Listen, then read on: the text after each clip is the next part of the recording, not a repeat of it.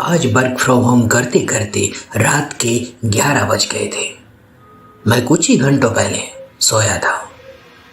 तभी किसी ने अचानक मेरे कमरे की खिड़की खटखटाई।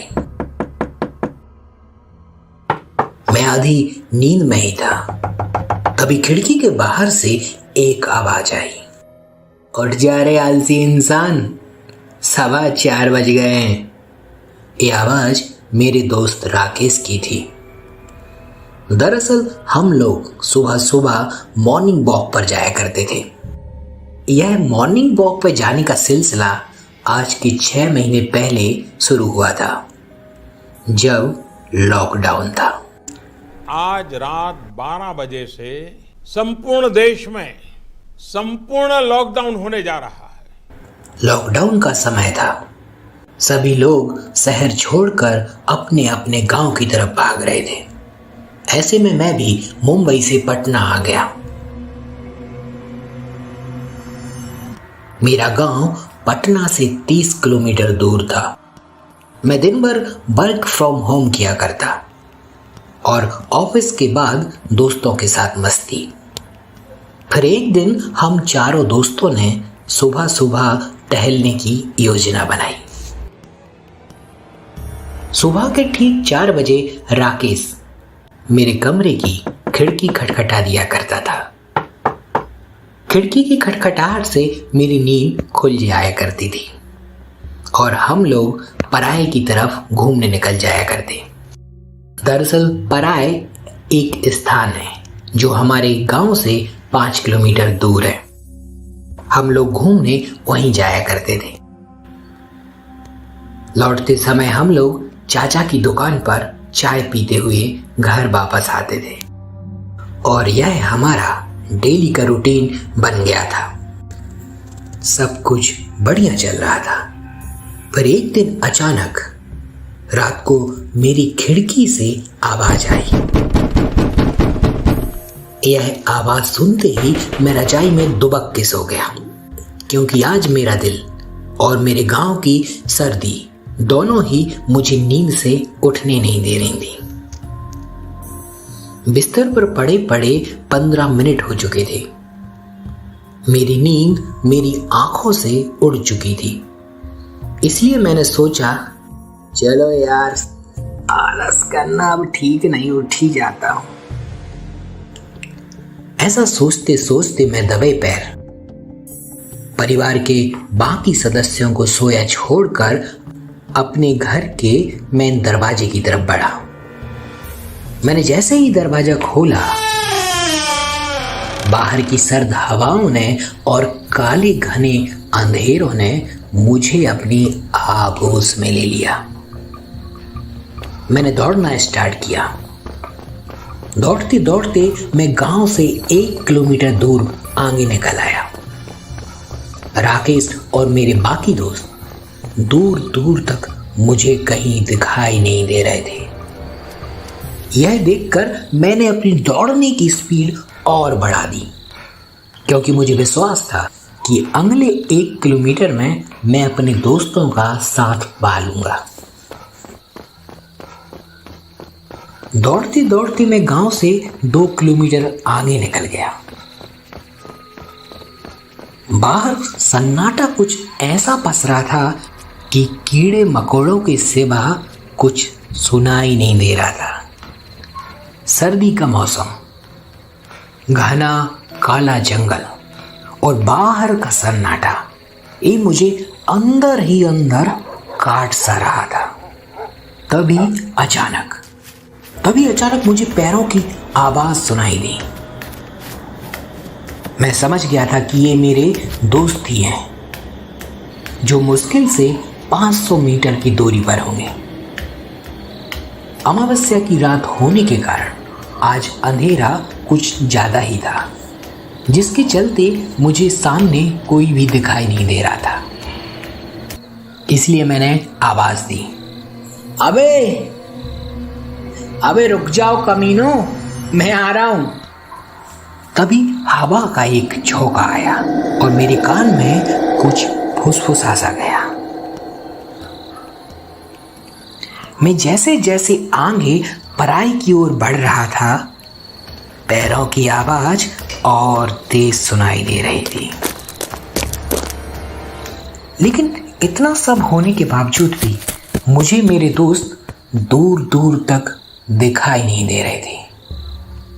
दौड़ते दौड़ते मैं अपने गांव से 3 किलोमीटर आगे निकल चुका था और अब तो पैरों की आवाज भी मुझे सुनाई नहीं दे रही थी। चारों ओर सिर्फ सन्नाटा ही सन्नाटा था। तभी मैंने जोर से एक बार फिर आवाज दी, अरे कहाँ हो यार, कहाँ मर गए सबके सब। इस बार मुझे उतने ही जोर से पलटकर एक आवाज आई, चिल्लाओ मत, बच्चा जाग जाएगा।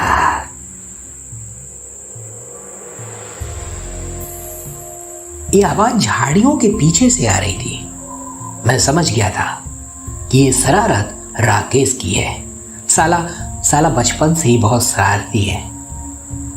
इसलिए मैं झाड़ियों की तरफ देखकर बोला, ए भाई, अबे झाड़ियों के पीछे क्या कर रहे हो? मुझे डराना चाहते हो तो सुन लो, मेरे आसपास डर न कभी भटका न कभी भटकेगा। चल बाहर आ जाओ। पर इस पर मुझे राकेश की तरफ से कोई जवाब नहीं आया। यह देखकर मैं गुस्से से और भी तिलमिला उठा और बोला, अबे बाहर आते हो कि मैं वहां पे आऊं? यह सुनकर फिर मुझे झाड़ियों के पीछे से एक बार फिर आवाज आई, चिल्लाओ मत, बच्चा जाग जाएगा। अब मेरा सब्र का बांध टूट चुका था। मैंने सोचा कि राकेश का कान पकड़कर मैं ही झाड़ियों के पीछे से अभी 2 मिनट में निकाल के लाता हूं। यह सोचकर मैं झाड़ी की तरफ बढ़ा। मैं जैसे ही झाड़ी के पीछे गया तो वहां मैंने कुछ देखा जिसे देखकर मेरी चीख निकल गई और मैं अपने गांव की तरफ भागा। दरअसल उधर राकेश नहीं बल्कि राकेश की जगह एक औरत थी। अमावस्या की इतनी काली रात होने के बावजूद भी उस औरत की सफेद साड़ी मुझे एकदम सफेद सफेद दूध के जैसी दिख रही थी। उसके लंबे लंबे बाल उसके आधे चेहरे पर ढके हुए थे और उसके बाकी के चेहरे से एक आंख उसके चेहरे के बाहर लटक रही थी, जिसमें पुतली तो थी ही नहीं। उसकी साड़ी के पल्लू के नीचे कोई था, शायद उसका बच्चा। यह देखकर मैं समझ गया था कि ये कोई मामूली औरत नहीं है बल्कि कोई चुड़ैल या कोई डायन है। इसलिए मैं वहां से भागा।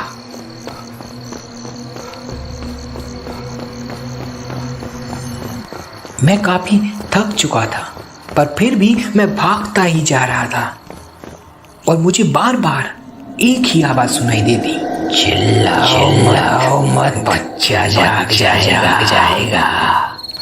मैं उस आवाज से पीछा छुड़ाने के लिए लगातार भाग रहा था और तकरीबन 3 किलोमीटर भागने के बाद मैं उस दुकान पर रुका जहां हम लोग लौटते वक्त हर रोज चाय पिया करते थे। मैंने देखा तो चाय वाले चाचा दुकान में पड़ी खाट पर सो रहे थे। मैंने उन्हें उठाया, चाचा उठो। अरे कौन है भाई? मैं सनी चाचा। बेटा तुम रात के 3 बजे आज जल्दी आ गए? यह सुनकर मैं तुरंत बोला, 3 बजे? तब चाचा बोले, हाँ भाई 3 बजे, वो देखो दीवार पर सामने लगी घड़ी। मैंने दीवार पर लगी घड़ी को देखा तो सचमुच रात के 3 बजे थे। फिर मैंने अपनी सारी आप बीती चाचा को सुनाई। सारी बातें सुनने के बाद चाचा बोले, बेटा तुम पहले ऐसे इंसान नहीं हो जिन्होंने उस रोड पर कुछ देखा है।